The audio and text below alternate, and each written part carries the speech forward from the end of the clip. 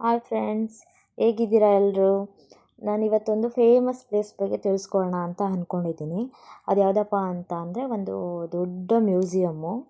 ಅದು ಹೆಸರು ಬಂದು Sheikh Abdul Al Salim culture centre ಅಂತ. ಅದು ಎಸ್ಪೆಷಲಿ ಎಜುಕೇಷನ್ ರಿಲೇಟೆಡ್ ಆಗಿದೆ, ಅದಕ್ಕೆ ನಂಗೆ ತುಂಬ ಇಷ್ಟ ಆಗಿದ್ದು.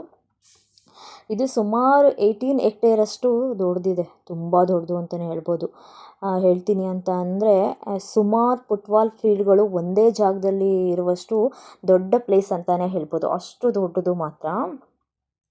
ಈ ಮೇಯ್ನ್ಲಿ ಸೆಂಟರ್ನಲ್ಲಿ 6 ಮ್ಯೂಸಿಯಂ ಸೆಕ್ಷನ್ಗಳಿವೆ. ಈ 6 ನಾನು ಸ್ವಲ್ಪ ಎಕ್ಸ್ಪ್ಲೈನ್ ಮಾಡ್ಕೊಡ್ತೀನಿ.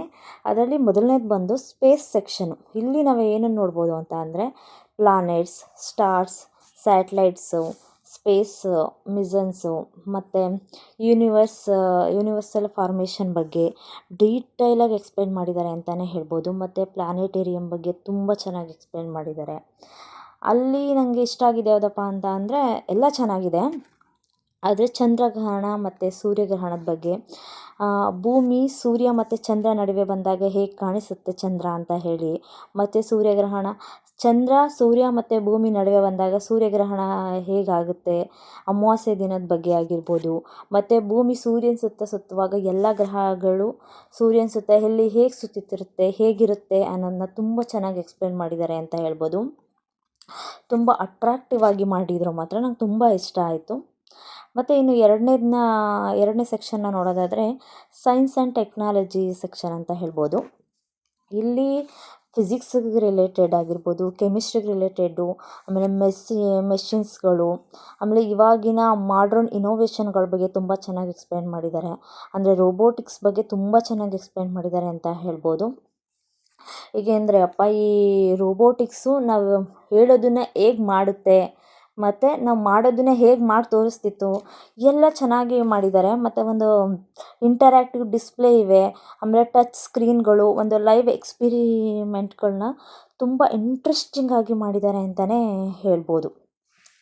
ಮತ್ತು ಮೂರನೇದ ನಾವು ನೋಡೋದಾದರೆ ನ್ಯಾಚುರಲ್ ಹಿಸ್ಟ್ರಿ ಸೆಕ್ಷನ್ ಅಂತಲೇ ಹೇಳ್ಬೋದು. ಇಲ್ಲಿ ಡೈನೋಸರ್ಸ್ಗಳು, ಅನಿಮಲ್ಸು, ಹ್ಯೂಮನ್ ಇವ್ಯಾಲ್ಯುವೇಷನ್ ಅಂತಂದರೆ ಮಾನವರು ಪ್ರಾಣಿಗಳಂತಿದ್ದ ಪೂರ್ವಜರಿಂದ ಹಿಡಿದು ಇಂದಿನ ಆಧುನಿಕ ಮಾನವರಾಗುವವರೆಗೆ ನಡೆದಂತಹ ಒಂದು ಡೆವಲಪ್ಮೆಂಟು, ಈ ಬೆಳವಣಿಗೆಯ ಪ್ರಕ್ರಿಯೆಯನ್ನು ನೀಟಾಗಿ ತೋರಿಸಿದ್ದಾರೆ ಅಂತ ಹೇಳ್ಬೋದು. ಮತ್ತು ಅರ್ತ್ ಫಾರ್ಮೇಷನ್ ಬಗ್ಗೆ, ಕ್ಲೈಮೇಟ್ ಚೇಂಜಸ್ ಬಗ್ಗೆ ತುಂಬ ಚೆನ್ನಾಗಿ ಎಕ್ಸ್ಪ್ಲೇನ್ ಮಾಡಿದ್ದಾರೆ ಅಂತಲೇ ಹೇಳ್ಬೋದು.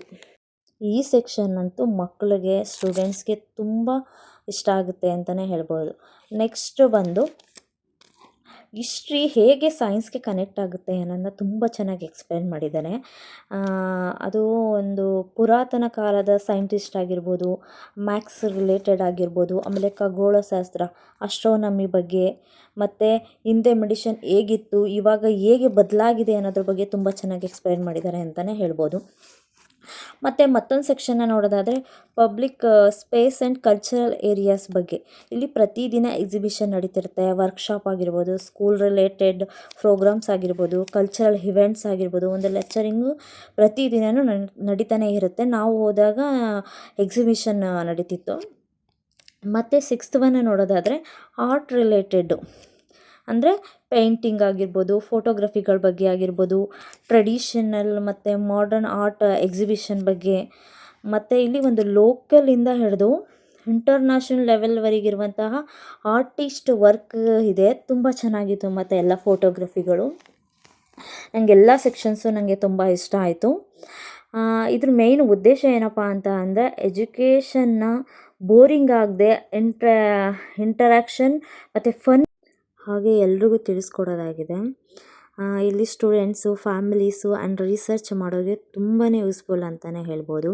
ಇಲ್ಲಿಗೆ ವಿಸಿಟ್ ಮಾಡೋದರಿಂದ ಸೈನ್ಸ್ ನಾಲೆಡ್ಜ್ ಹೆಚ್ಚಾಗುತ್ತೆ, ಹಿಸ್ಟ್ರಿ ಅರ್ಥ ಆಗುತ್ತೆ, ಆರ್ಟ್ಸ್ ರಿಲೇಟೆಡ್ ಬಗ್ಗೆ ನಾಲೆಡ್ಜ್ ಬರುತ್ತೆ, ಮತ್ತು ಕಲ್ಚರ್ ಬಗ್ಗೆ ರೆಸ್ಪೆಕ್ಟ್ ಬರುತ್ತೆ ಅಂತಲೇ ಹೇಳ್ಬೋದು. ನನಗಂತೂ ಎಲ್ಲ ಸೆಕ್ಷನ್ಸು ನನಗೆ ತುಂಬ ಇಷ್ಟ ಆಯಿತು. ನಿಮಗೂ ಇಷ್ಟ ಆಗುತ್ತೆ ಅಂತ ಅಂದ್ಕೊಂಡಿದ್ದೀನಿ. ಇಷ್ಟ ಆದರೆ ನನ್ನ ಚಾನೆಲ್ನ ಸಬ್ಸ್ಕ್ರೈಬ್ ಮಾಡಿ, ಕಾಮೆಂಟ್ ಮಾಡಿ, ಲೈಕ್ ಮಾಡಿ.